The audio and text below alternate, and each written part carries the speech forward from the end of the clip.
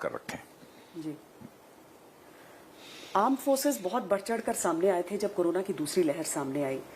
DRDO के वो अस्पताल जो हफ्ते भर में तैयार हो जा रहे थे हर जगह पर, इस बात पर आपको कितना फख्र होता है एक रक्षा मंत्री के तौर पर कि मेडिकल समुदाय के साथ कंधे से कंधा मिलाया हमारे सैनिकों ने? नहीं, सचमुच मुझे अपने रक्षा मंत्रालय के ऊपर पूरी तरह से फख्र है जी। इसमें कोई दो राय नहीं। कोविड जैसे बड़े चैलेंज को जिस सूझबूझ के साथ निपटने की कोशिश हमारे प्रधानमंत्री ने की है, उसकी जितनी भी सराहना की जाए कम है। एकाएक केसेस जब बढ़ गए थे, अप्रत्याशित स्थिति पैदा हो गई थी, तो कुछ ही दिनों के अंदर उसको नियंत्रित कर लेने का काम जिस तरीके से किया है हमारी सरकार ने, हमारे प्रधानमंत्री ने, वो सराहनीय है। अब आलोचना करने के लिए कोई भी आलोचना कर सकता है। आपको लगता है लोगों के मन में ये संशय बैठा कि मैनेजमेंट में कमी थी केंद्र सरकार द्वारा कोविड? मैं ऐसा नहीं मानता। न तो सरकार की सूझबूझ में कोई कमी थी, न सरकार की नीयत में कोई खोट था, और न सरकार के प्रयत्न में कोई कमी थी। चुनौती बड़ी थी। आप कोविड टास्क फोर्स का अहम हिस्सा रहे हैं। तीसरी लहर की भी बात की जा रही है, जिस तरह से फौज आगे आकर उसने उसके लिए हम लोगों की, उसके लिए हमारे सरकार की तैयारी है। तीसरी लहर के लिए तैयारी है। तीसरी लहर आएगी, चौथी लहर आएगी, उसके लिए हम तैयार हैं। क्योंकि बहुत सारे लोग तो ये कह रहे थे कि चुनाव आ रहे हैं 5 राज्यों के, बीजेपी ने जैसे हैंडल किया है, क्योंकि देखिए पॉपुलेशन के आधार पर भी दुनिया के दूसरे देशों से यदि तुलना करें तो भारत में कैजुअलिटीज जो हुई हैं, मरने वालों की संख्या जो है वो कम है उनके कंपैरिजन में। कोविड मैनेजमेंट में आपको कोई दिक्कत नहीं लगी सरकार की? नहीं, लेकिन हाँ, मैं मानता हूं कि चुनौती थोड़ी बड़ी थी, लेकिन अंततोगत्वा हम लोगों को विजय प्राप्त हुई है। और जितनी तेजी के साथ ये केसेस घटे हैं भारत के अंदर, दुनिया के अन्य देशों से तुलना कर लीजिए, इतनी तेजी के साथ केसेस नहीं घटे हैं। ये तो मैनेजमेंट का ही एक करिश्मा था ना, इसे तो स्वीकार करना पड़ेगा ईमानदारी से।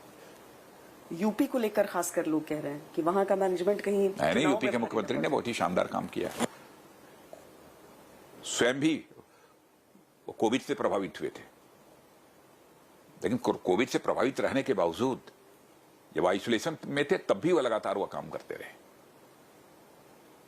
आपने इसलिए उनके नियत पर सवालिया निशान नहीं लगाया जा सकता, और न उनके परिश्रम के ऊपर सवालिया निशान लगाया जा सकता है। आपने हमारे सीधी बात कार्यक्रम में कहा था सीएम नंबर 1 योगी आदित्यनाथ को, तो उन्हीं के नेतृत्व में लड़ाई लड़ी जाएगी यूपी की। हाँ, सीएम तो वही हैं, तब और कहां से लाएंगे? पर 5 राज्यों के अगर चुनाव हम देखें जो होने वाले हैं, उसको आपको कोरोना या फिर जो फार्मर्स एजिटेशन, ये सारी चीजें आपको नहीं लग रहा है? क्यों विपक्ष जो सोच रहा है वो सोच रहा है कि आप लोग की पॉपुलैरिटी ढलान पर है। अरे विपक्ष तो सोचना ही है, विपक्ष तो यही सोचता है।